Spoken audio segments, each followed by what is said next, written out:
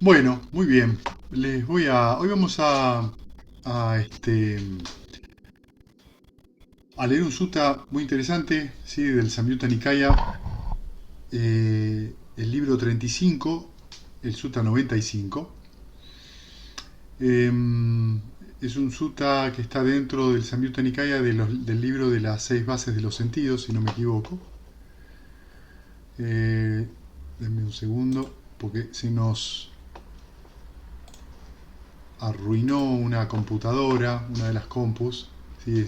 Se explotó el Windows y bueno, tuvimos que cambiárselo y le tenemos que agregar memoria RAM a la computadora porque ya no estaba andando muy lenta, así que estamos con otra compu que tenemos. Entonces, bueno, muy bien, discurso con Malunquiaputa es en realidad, no es Maluquiaputa, me parece que es Malunquiaputa.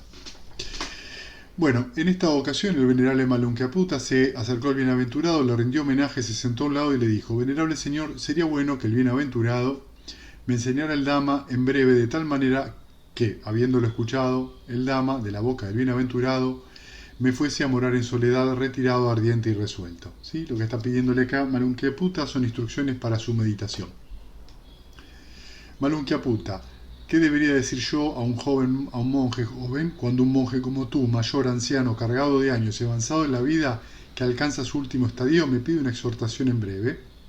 ¿Sí? Entonces, Malunquiaputa está en varios suttas. En el Majjhima Nikaya creo que está en el número 74.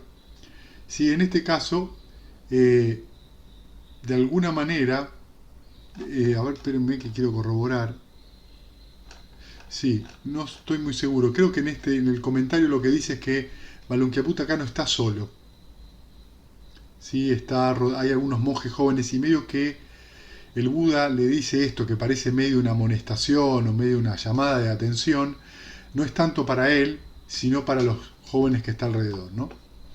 Entonces Malunquiaputa le dice: a pesar de ser mayor, venerable señor, un anciano cargado de años y avanzado en la vida, que alcanza su último estadio, que el bienaventurado me enseñe el Dhamma en breve, que el bendito me enseñe el Dhamma en breve. Quizás entienda el significado de la exposición del bienaventurado y quizás llegue a ser el heredero de la exposición del bienaventurado. ¿Qué opinas, Malunquiaputa? ¿Tienes algún deseo, codicia o afección hacia aquellas formas conocibles a través del ojo que no has visto nunca antes, que no las estás viendo, ni crees que las mismas podrán ser vistas aún? No, venerable señor.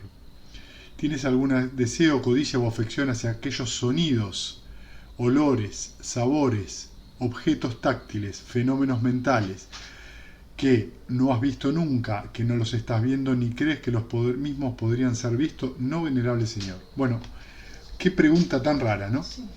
Que le hace el Buda. El Buda lo que le está preguntando es si tenés algún deseo, ¿sí? O algún anhelo en relación a cualquiera de las seis bases de los sentidos, ¿sí? Que nunca viste, ¿sí? O que no la estás viendo ahora, ni crees que las mismas podrán ser vistas aún, es decir, el deseo futuro. Y Malunquiaputa le dice que no. Es interesante la respuesta, ¿no? Es decir, que él no desea y no tiene en su mente codicia o anhelo o avidez, ¿sí? Por cosas que él nunca vio, o que nunca escuchó, que nunca sintió el gusto, ¿sí? Es interesante esto porque ya nos pone un poco en escena de cómo estaba la mente del venerable Malunquiaputa. He aquí, Malunquiaputa, que en consideración a las cosas que ves, oyes, sientes y conoces, lo que se ve se limita meramente a lo visible, lo que se oye se limita meramente a lo audible, lo que se siente se limita meramente a lo sensible, y lo que se conoce se limita meramente a lo cognoscible. Le da esta respuesta muy interesante. Entonces, veamos ahora cómo lo completa, ¿no? He aquí, Malunquiaputa, en consideración con las cosas que ves, oyes, sientes y conoces, cuando lo que se ve se limitará meramente a lo visible, lo que se oye se limitará meramente a lo audible, lo que se siente se limitará meramente a lo sensible, y lo que se conoce se limitará meramente a lo cognoscible, entonces, Malunquiaputa, no serás más por eso. Cuando no serás más por eso, Malunquiaputa, no serás tampoco en eso, y cuando no serás en eso, entonces Malunkyaputta no serás ni aquí, ni más allá, ni en medio de ambos. Es por sí mismo, esto por sí mismo es el fin de la insatisfacción. Bien, la traducción en inglés es levemente diferente, ¿no? El Buda diría acá, en consideración a lo que ves, oyes, sientes y conoces, en el ver está solo el ver, sería otra traducción, en el oír solo el oír, en el sentir solo el sentir, y en el conocer solo el conocer. ¿Sí? Entonces no vas a ser más por eso, ni tampoco estarás en eso, ¿sí? Y entonces tampoco no vas a estar entre medio de ambas cosas, ¿sí? Ni aquí ni allí. Es decir, esta declaración es muy profunda y la van a encontrar también en el Vajilla Sutta, el Udana 1.10. Entonces lo que está diciendo es que en realidad lo que está planteando el Buda, lo que le está contestando, es que no sos más ni pasado, ni futuro, ni tampoco estás identificado con el presente, ¿sí? O sea, no te identificas con ninguno de los dos extremos, pasado y futuro, ni tampoco con lo que pasa aquí y ahora. No te estás identificando tampoco con la base sensorial de cualquiera, el ojo, el oído, la boca, la nariz, ni tampoco con los objetos, los sonidos, objetos visuales, los sonidos, los olores, los gustos o los pensamientos. Esos serían de vuelta los dos extremos, ni tampoco con lo que está en el medio, que es la conciencia, ¿sí? Que es lo que se produce debido al ojo y la forma, al oído y los sonidos, a la mente y los pensamientos. Entonces, lo que el Buda le está explicando acá, en concreto, que en ninguno de estos dos extremos, pero tampoco en el medio, hay nada con lo cual identificarse y reconocer como mío, como yo o como mí mismo. Lo único que está ocurriendo entonces es el ver, el oír. En este caso, cuando habla del sentir, está hablando en concreto de los otros tres sentidos, el olfato, el gusto y el sentido táctil, y lo que refiere a lo conocible o cognoscible es el aspecto mental. Entonces, ninguna de las 6 bases de los sentidos en sí mismo es algo permanente, aislado, sino que es un proceso que está en relación con condiciones y causas. Entonces, porque hay un ojo, hay una forma. Debido a esas dos surge la conciencia, que es el proceso mental que justamente produce o nos hace ver o creer en esa dualidad entre ojo y forma. Con la unión de estos tres surge el contacto. A raíz del contacto con algo surge la sensación. A raíz de la sensación surge la percepción. Entonces, ¿qué es lo que el Buda está mostrando? Es un proceso impersonal. Todo el tiempo. Cualquier movimiento que tenga la mente hacia cualquiera de las 6 bases de los sentidos, este proceso está funcionando.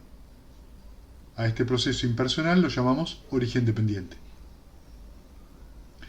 Es una serie de causas y condiciones que dan ciertos frutos, que a su vez son condiciones para otros frutos. Entonces se va dando ese aspecto de causa y efecto.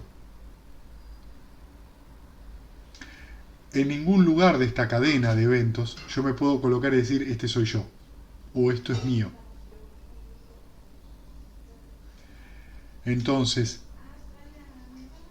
esto es algo muy importante en relación a lo que se entiende por anatta, por no yo, ¿sí? O impersonalidad.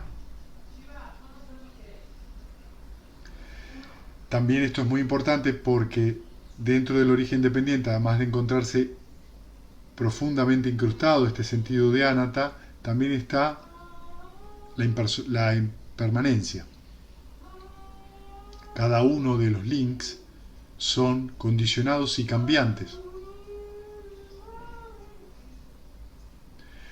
Y también está incrustado dukkha, la insatisfacción,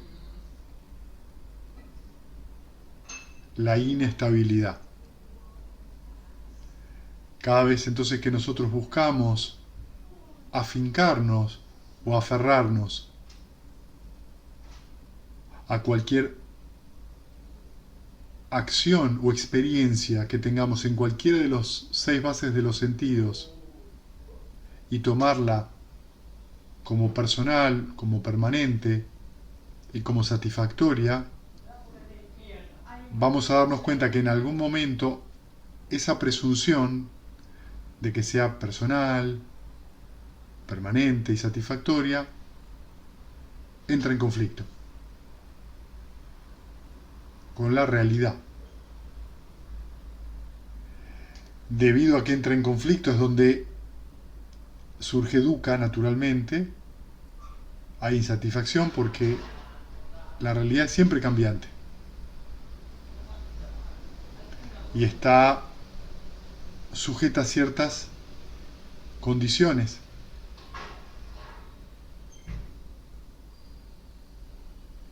Y como no sucede como queremos, o mejor dicho, como no sucede como esperamos, este es el asunto, no es solo querer, es la expectativa previa. Nos encontramos con el sufrimiento. Entonces, debido a la expectativa, surge el sufrimiento. Esa es la segunda noble verdad y la primera. Cuando cesa el sufrimiento es porque aplicamos el octuple noble sendero.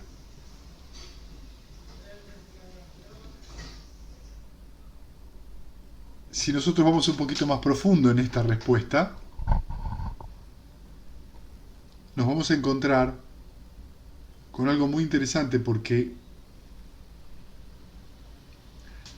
nos vamos a dar cuenta que en realidad lo que está pasando es que hay una acción que surge y una acción que cesa. Una acción que surge y una acción que cesa.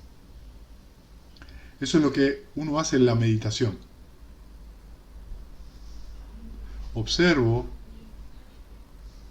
mi objeto de meditación y en algún momento ese objeto de meditación cesa y surge un obstáculo, cualquiera.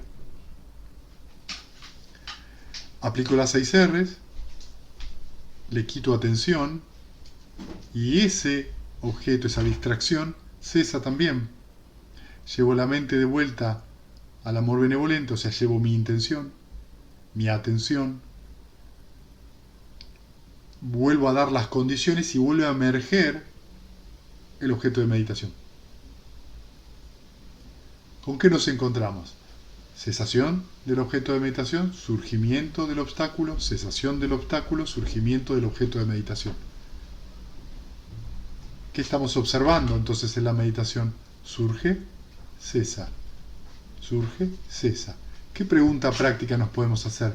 ¿Yo quise que esa distracción surgiera? ¿Yo la hice surgir? No. ¿Es mi deseo que la distracción surja? No. ¿Puedo frenarla la distracción directamente? No.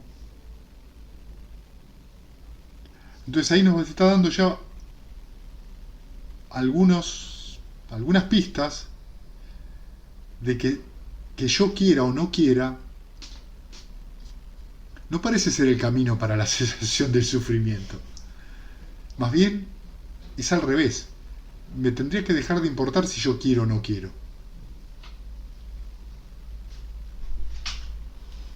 Y cuando yo me empiezo a despegar de esa creencia o ese rechazo, y empiezo a sentir más espacio en la mente, ¿qué suele pasar? Por ejemplo, la mente entra en llana. Porque la avidez cesó. Cuando la avidez cesa, momentáneamente los obstáculos también cesan. Y cuando desaparecen los obstáculos momentáneamente, la mente entra en llana, naturalmente.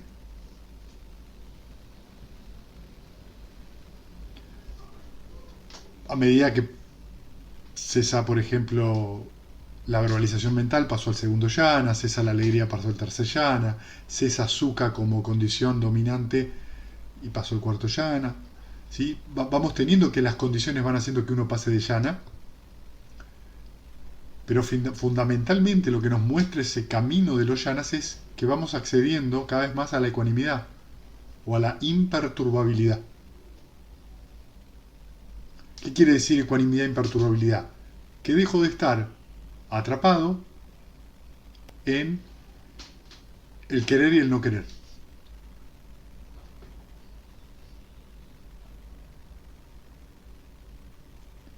Al no estar atrapado en este querer y no querer, en este me gusta y no me gusta, la ecuanimidad se empieza a instalar en la mente más tiempo. Y se genera ese espacio mayor en la mente, donde, justamente debido a ese espacio, puedo ver entonces este proceso que está mostrando el Buda como un proceso. Simplemente es un proceso que tiene ciertas condiciones. Entonces, puedo observar que cuando yo tengo una experiencia desagradable, si mi atención no es fuerte, en algún momento voy a ver cómo surge el rechazo por eso. Y cómo por ahí empiezo a pensar sobre eso. Y cómo surge por ahí mi tendencia habitual, el bhava, la existencia. Mis costumbres habituales de reactividad. Que son, llamémosle, el tejido constitutivo de lo que llamamos personalidad. Y el cual asociamos mucho con yo soy así.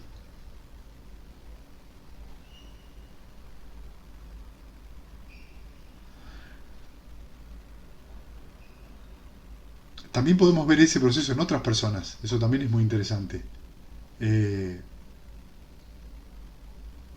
Especialmente si tuvimos relaciones duraderas en el tiempo, por ejemplo, la esposa o el esposo, o hermano o hermana, o padres, como vemos que ante ciertas situaciones reaccionan de la misma manera.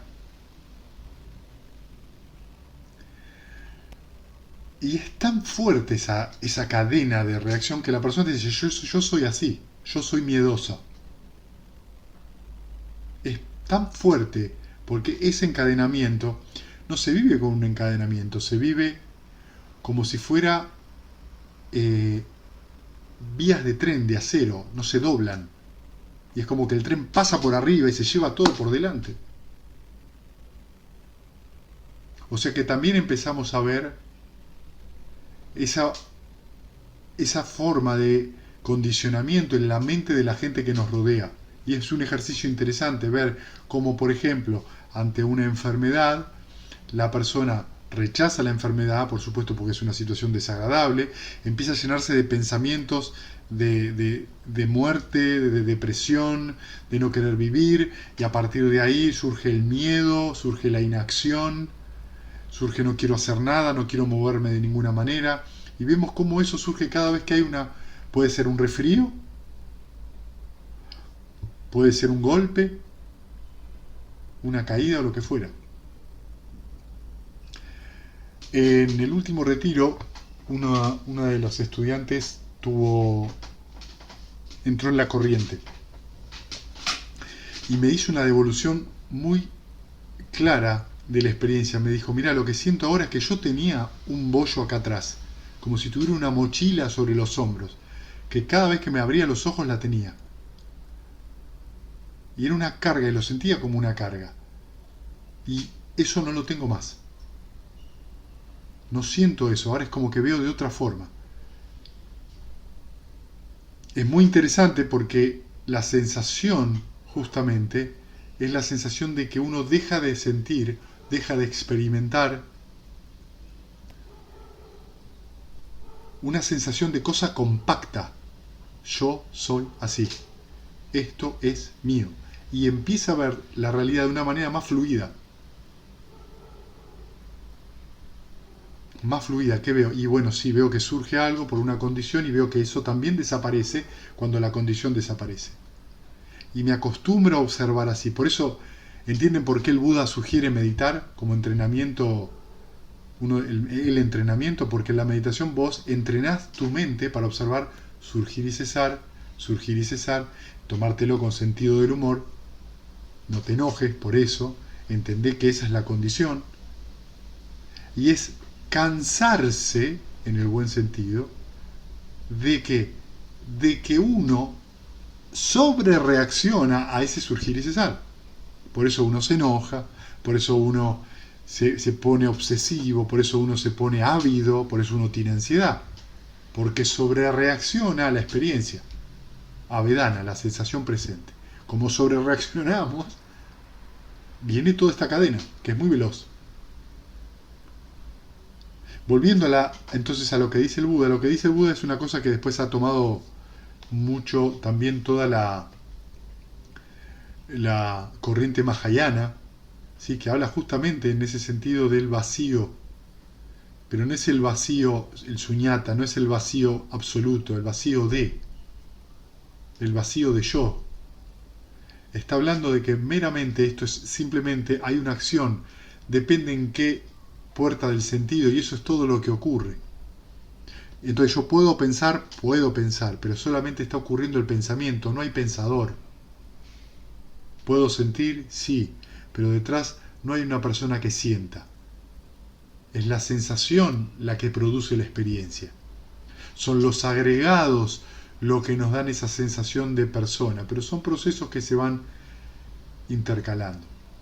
Por eso la sonrisa es tan importante a la hora de meditar, para tomarse las cosas con humor y no tomarse la mente muy en serio, porque cada vez que nos las tomamos en serio, nos enojamos, nos da miedo, nos deprimimos, nos agarra una duda que nos carcome, nos ponemos ansiosos. Pero es solamente algo que surgió porque hay unas condiciones, no significa que sea verdad. Porque lo que está pasando es una reacción a la experiencia, un movimiento de la mente. Por eso la atención plena y la comprensión clara nos llevan a, cada vez que nos vamos, porque nos vamos a ir, nos distraemos, nos identificamos con alguna emoción negativa, a través de las 6 R's o del esfuerzo correcto, retornamos al objeto de meditación, a una mente más tranquila, más serena, más abierta. Entonces, dice esto, ¿no? Venerable Señor, entiendo en detalle el significado de lo que ha sido expuesto por el bienaventurado en breve, ¿no? Entonces Malunkyaputta dice, atendiendo el signo de lo placentero, uno lo experimenta con la mente enceguecida y permanece fuertemente asido a eso. Muchas sensaciones florecen dentro, ¿sí? Originadas en la forma visible, codicia y enfado para aquellos cuya mente se ve perturbado. Para alguien que acumula a la insatisfacción de esta manera, el nirvana está muy lejos. Y luego dice, habiendo escuchado el sonido, habiendo olido el olor, habiendo saboreado el sabor, habiendo sentido el contacto de la atención, eso está mal. Habiendo sentido el objeto, sería el contacto con el cuerpo, con el contacto táctil, y el objeto de atención en el sentido del objeto mental, ¿sí? Y repite el mismo verso. Es decir, que si nosotros, con una atención confusa, porque si es atención consciente confusa, no. ¿Sí? En tal caso, esto sería ayonizo manasikara, con una atención incorrecta, con una atención malsana, con una atención que no está enraizada en la realidad. ¿Qué significa? Que me identifique con lo que vi, con lo que oí, con lo que olí, con lo que sentí en la boca, con lo que sentí en el cuerpo, con lo que pensé, o cualquier otra actividad mental. Dice, si uno permanece asido fuertemente a eso, suje, codicia y enfado, esa dualidad, o la identificación con eso, y entonces el nirvana está muy lejos. Cuando uno entonces ve la forma, ¿sí? O escucha el sonido, o el olor, o el sabor, o el contacto corporal, o el contacto mental, ¿sí? Con firme atención consciente, uno no se inflama con la codicia por cualquiera de los objetos de esas 6 bases sensoriales, uno lo experimenta con la mente desapasionada y no permanece ha sido fuertemente a eso. Cuando uno va conscientemente atento a cada una de estas formas, entonces aun cuando uno ve o toma contacto con cualquiera de los objetos de las 6 bases de los sentidos y no se somete en este caso a la sensación, la insatisfacción queda exhausta y queda deconstruida. Para alguien que se deshizo de la insatisfacción de esta manera, el nirvana está muy cerca. Está muy buena esta explicación que da el venerable Malunkyaputta, porque lo que está diciendo es esencialmente que cuando uno no puede no vivir la sensación. Esto lo tenemos que tener claro. Y el mayor problema que nosotros tenemos es querer controlar la sensación con pensamientos, con explicaciones. Pero la sensación, el presente, la experiencia presente que tenemos, nosotros no la podemos controlar.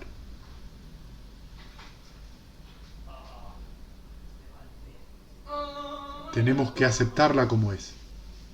Para poder aceptarla como es donde viene esto de la atención plena, recordar cómo la mente se mueve y la clara comprensión. ¿Qué significa clara comprensión? El proceso de surgimiento y cesación, que es lo que entrenamos en la meditación y que es lo que hay que seguir entrenando fuera de ella. Entonces, fíjense que dice que la insatisfacción queda exhausta y deconstruida. ¿Qué quiere decir? Que se ve el proceso. Dukkha desaparece cuando no hay que. Su condición, su causa, ¿cuál es? La avidez. Si yo no coloco expectativas, si yo no coloco anhelo en lo que hago, la insatisfacción no puede surgir.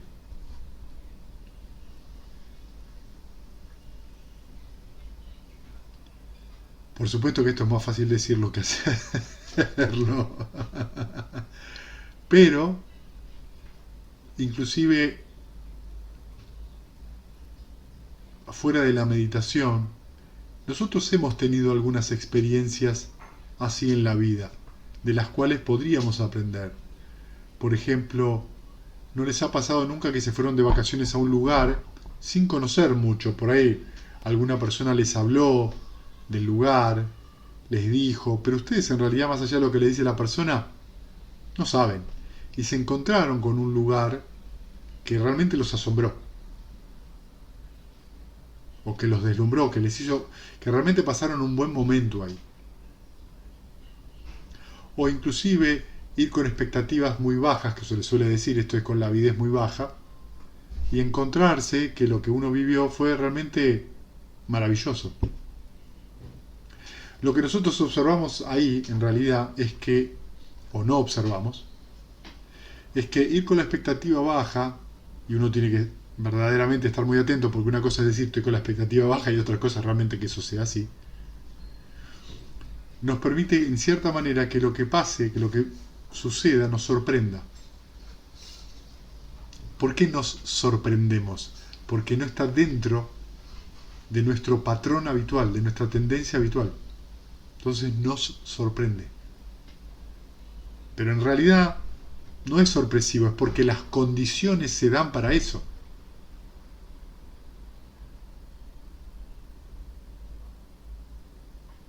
¿Cómo hago para no levantar expectativas? ¿Cómo hago para no subirme arriba de los anhelos? Tengo que prestar atención. ¿A qué? ¿A dónde tengo la mente aquí y ahora? Y si mi mente anda viajando, buscando, pensando, haciendo cábala sobre el futuro, me va a pasar esto, me va a pasar aquello, me va a responder esto, me va a responder aquello, me voy a encontrar inevitablemente siempre con insatisfacción, porque la expectativa es tanja, es anhelo, avidez, y esa es la causa fundamental del sufrimiento. A su vez, eso está fundido una cosa con otra con la ignorancia. Dentro de esa avidez, en esa misma avidez, está de la mano la presunción de un yo. ¿Por qué tengo expectativa? Porque yo me quiero sentir satisfecho, porque yo me quiero sentir complacido. Debido a eso, debido a que hay alguien, la noción de que hay alguien de que quiere sentirse satisfecho, es que la avidez también cobra condición. Pero si lo único que está pasando de acuerdo a este sutta es la experiencia presente, y la mente está lo suficientemente abierta para aceptar esa experiencia presente, donde no hay expectativa o anhelo porque pase esto o aquello, es lo que pasa. ¿Cómo reacciono yo a eso que pasa? ¿O cómo no reacciono a eso que pasa? Esa es la diferencia.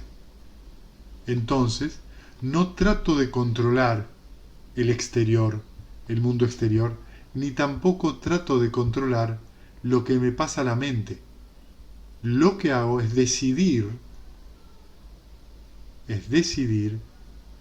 a dónde llevo mi atención, sin dar vueltas, sin pedir explicaciones, sin justificar. Soy enérgico en ese sentido.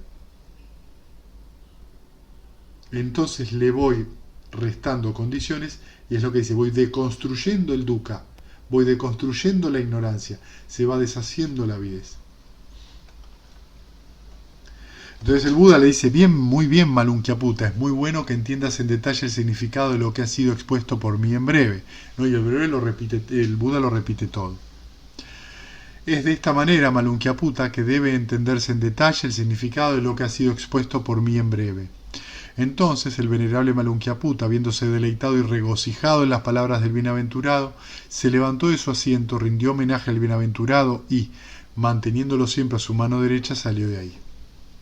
Después de eso, viviendo en soledad, recluido, diligente, ardiente y resuelto, el venerable Malunkyaputta, al haberlo realizado por sí mismo y con el conocimiento directo aquí y ahora, entró y permaneció en esta insuperable meta de la vida santa, por la cual el miembro del clan abandona correctamente la vida hogareña y asume el estilo de vida sin hogar.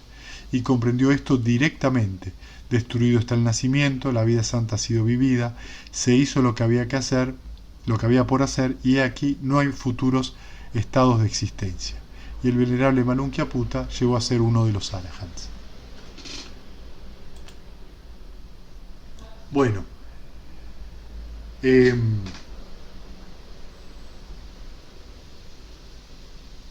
muy interesante cuando uno a veces vivencia, sobre todo a veces uno puede vivenciar esto en las meditaciones, e inclusive fuera de ellas, de que solo ocurre experiencia. Especialmente por ahí en los retiros, sobre todo en los retiros de 10 días largos, uno puede llegar a tener esa experiencia de solo hay experiencia. Y realmente la sensación de experimentador desaparece completamente. Después ocurre algo, la mente se mueve de ahí.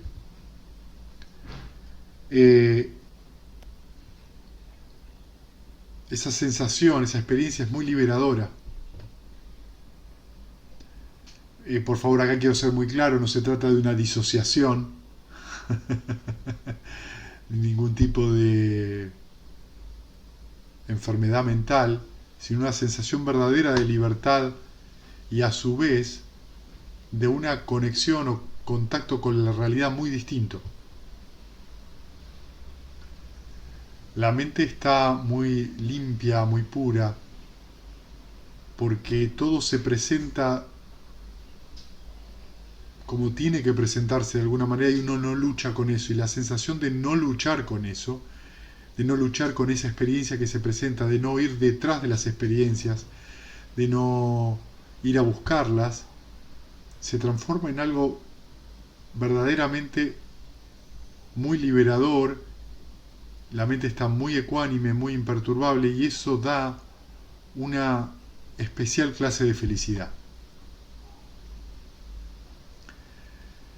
Y es a través de eso que uno va desarrollando y profundizando cada vez más en este desencanto O sea, este desengaño, este engaño que uno tiene de la noción de un yo,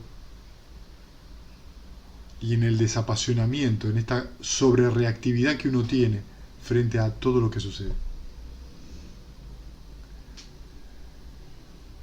Bueno, muy bien. Si tienen preguntas, este es el momento. Les voy comentando mientras tanto.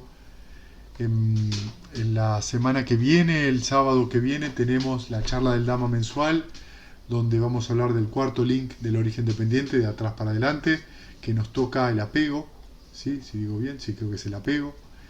Eh, También les quiero contar que hemos conseguido lugar para el retiro de invierno, ¿sí? Del 14 de agosto al 13. Eh, es una casa donada, ¿sí? Así que nos da la ventaja y la felicidad de poder mantener los costos del retiro muy económicos. Así que estamos muy muy contentos con eso. Y creo que nada más por ahora. Después van a recibir por mail todas las actividades de abril, que son un montón. Hay un montón de actividades, jornadas, charlas en un centro de yoga, para si quieren ir. Va a haber de todo un poco. Así que bueno, preguntas las que ustedes quieran.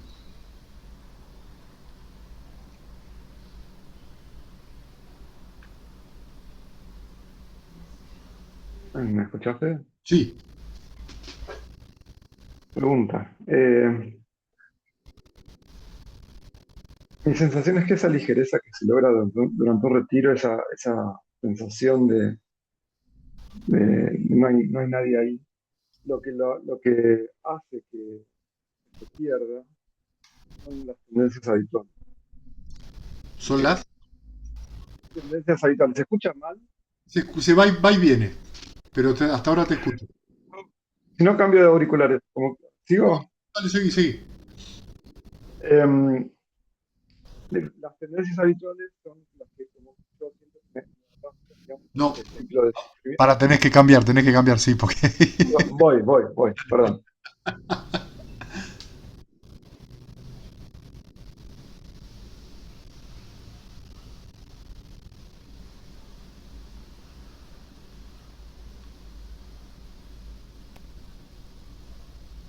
¿Ahí Ahí, me escuchan? No, ahí te escuché. A ahí ver. está. ¿Me escuchan? Ok. Ay, me perdí un poco lo que estaba diciendo. Hablabas del retiro y de lo que uno pierde en esa sensación de ligereza tiene que ver con las tendencias habituales. Sí.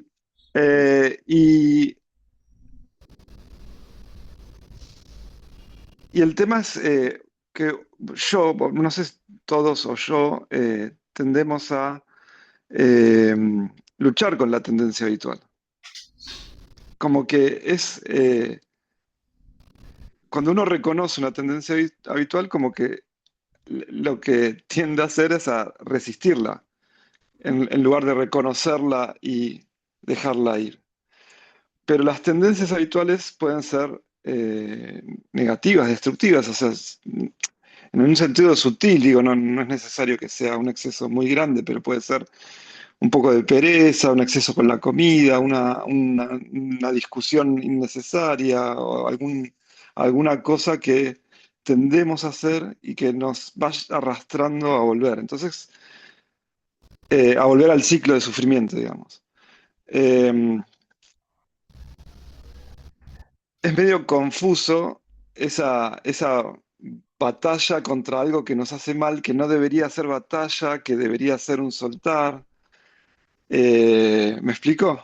Sí. ¿Dónde veo un problema? Y algo parecido también está en la meditación. Se sigue escuchando mal, ¿no? No, no, se escucha perfecto. Ok. En la meditación, o sea, no sé si por ahí estoy sumando otra pregunta, otro comentario, pero bueno, lo meto todo junto.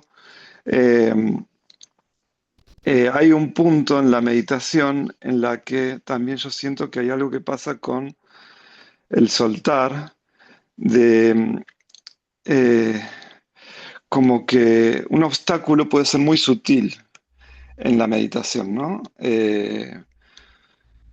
por ahí, por ahí no es tan sutil, pero puede ser la respiración, puede ser un obstáculo. Ujú, Algo que te saca, que te fija tu atención en la respiración. Se va a un sonido, se va. ujú, Y el deseo de que la respiración no esté, en lugar de solo volver al objeto de meditación, es parecido a lo que decía en la vida cotidiana, con las tendencias habituales, ¿no? Es un poco lo mismo, es como, yo no quiero que esté la respiración, quiero soltarla para volver a mi objeto y esa lucha se vuelve otra vez una lucha y no un soltar. ujú. Ok, mira, Eh, sí, sí, sí, dale. no, ahí terminé, ahí terminé. Acá hay que reconocer como dos cosas, ¿viste? O más bien tres. La primera es la reacción. No quiero que mi mente se distraiga en la respiración.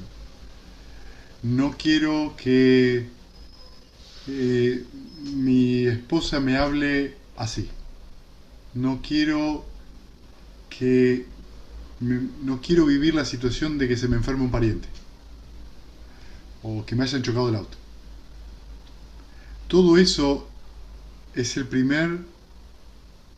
es la primera reacción de la mente,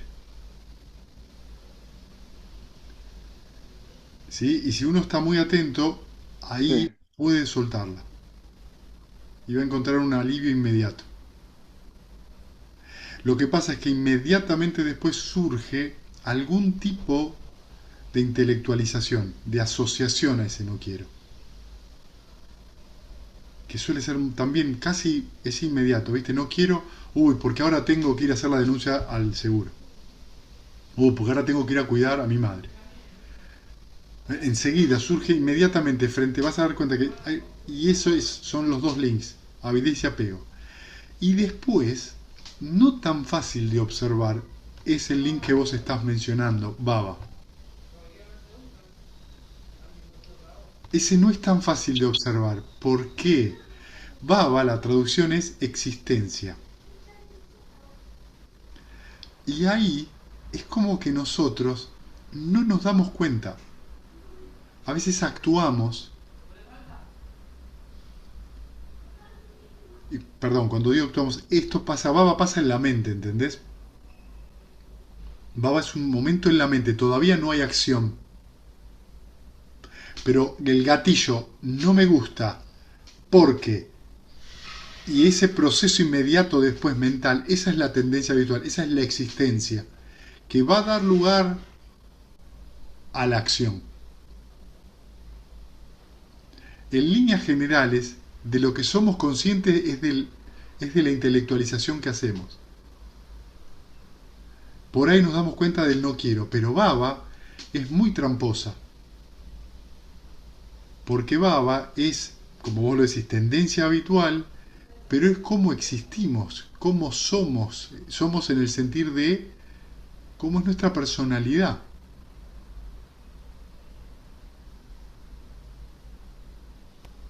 Bueno, Sí.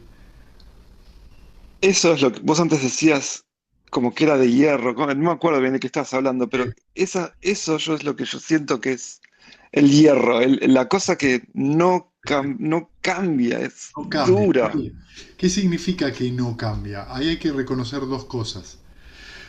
Primero y principal, que en general nosotros vamos a encontrar que deseamos cambiar. Vamos a suponer que nos encontramos, que estamos entre meditadores responsables, ¿sí? Y que lo que nosotros queremos cambiar, ¿qué es? Nuestro, nuestra tendencia habitual. Es decir, yo no quiero enojarme, yo no quiero dudar, yo no quiero ponerme ansioso, yo no quiero protestar, yo no quiero tener miedo, no importa el que sea, ¿sí? O que me dé envidia o celos. Sin embargo, eso solo es un surgir y cesar. Vos no sos así, eso no es tuyo, y esa tendencia, a lo que fuera, inclusive si es también una tendencia sana,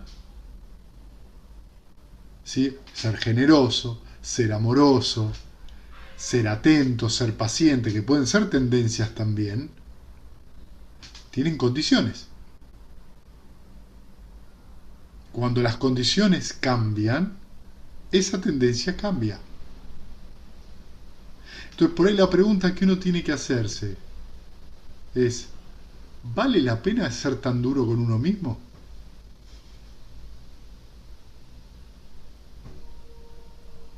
Cuando me pasa esto y yo me encuentro a mí mismo enojado, yo me encuentro a mí mismo frustrado, con dudas, sintiéndome perezoso, como vos dijiste, o con miedo, ¿vale la pena ser duro con uno mismo? Por algo que es un suspiro y que va a cambiar en los próximos 10 minutos, cambia.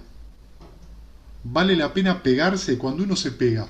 Esa tendencia, esa existencia, ¿se debilita o se refuerza?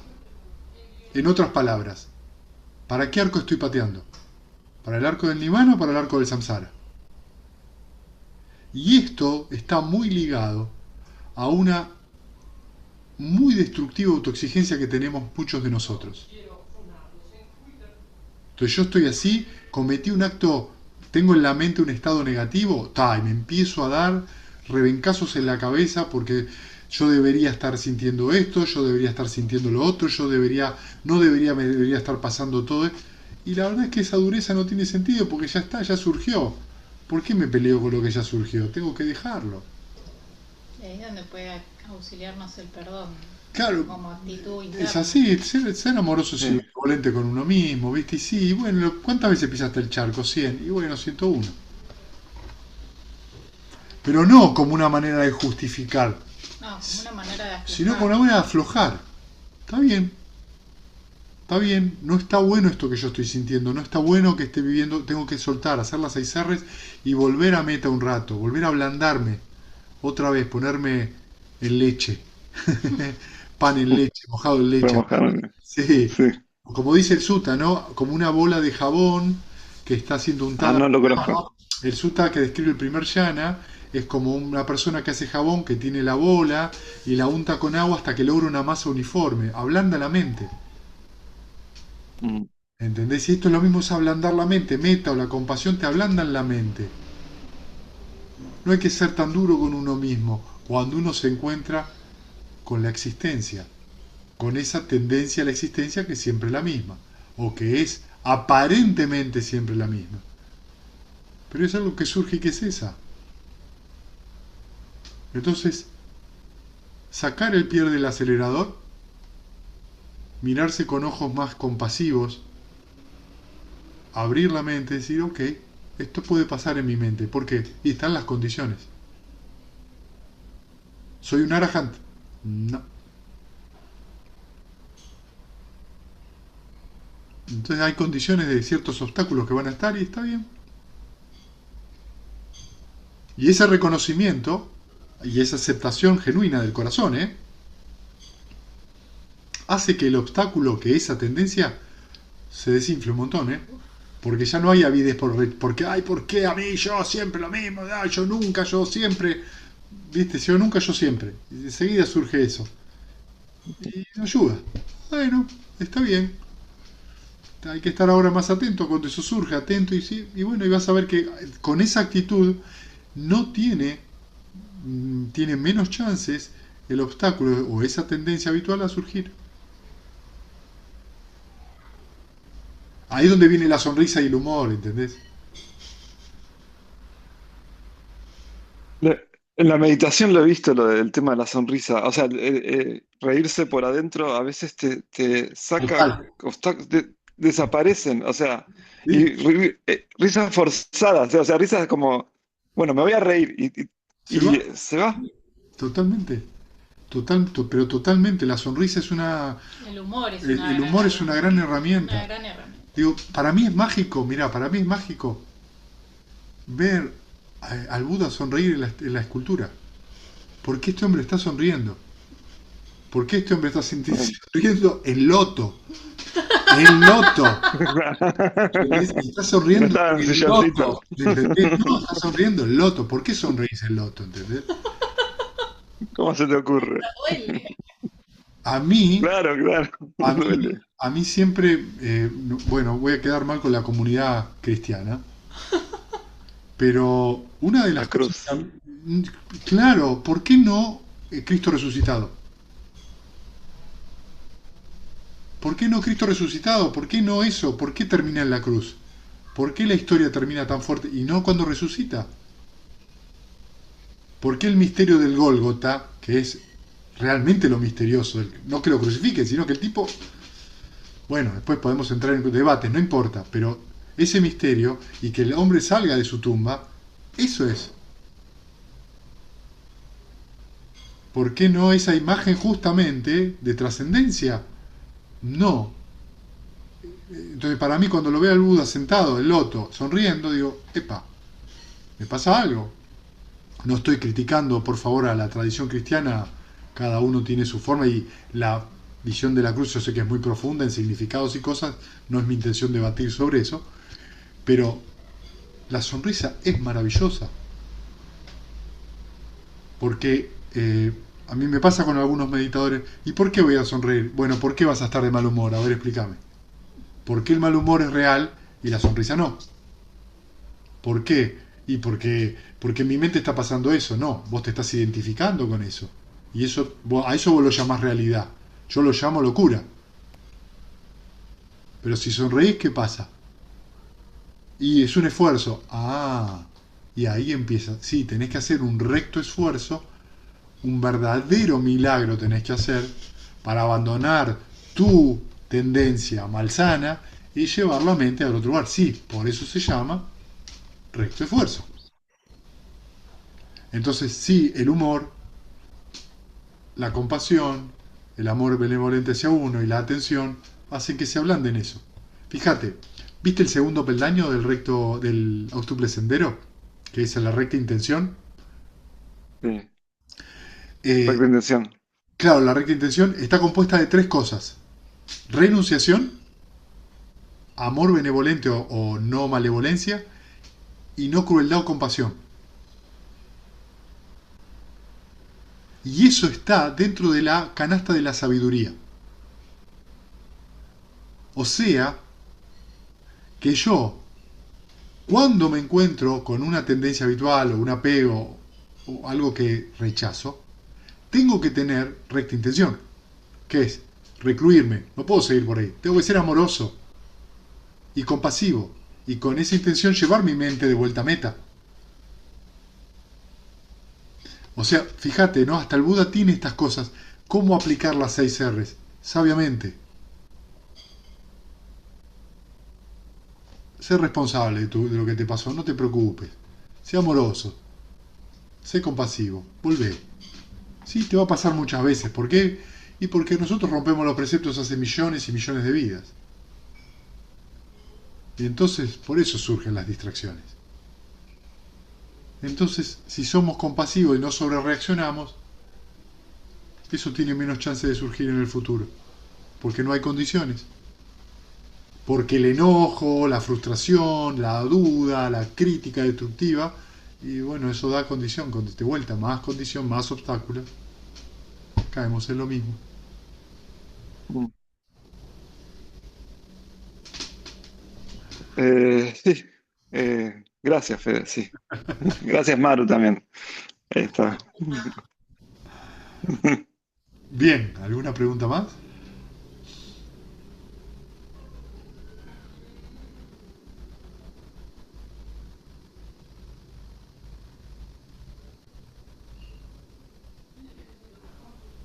Bueno, muy bien, compartamos mérito. Entonces no tenemos la cosita del mérito porque ha quedado en la otra computadora. No sabemos si destruida o no, veremos. Bien, que los que sufren sean libres de sufrimiento y los aterrorizados, intrépidos, Rápidos. que los afligidos se despojen de todo dolor y que todos los seres encuentren alivio. Que todos los seres compartan este mérito que así hemos adquirido para el logro de todo tipo de felicidad. Que los seres que habitan el espacio y la tierra devas y nagas de gran poder compartan este mérito nuestro y que por mucho tiempo protejan la dispensación del Buda. Sadhu, sadhu, sadhu. Gracias, gente, que tengan una hermosa semana, ¿sí? Igualmente. Nos vemos. Abrazo. Chao, chao.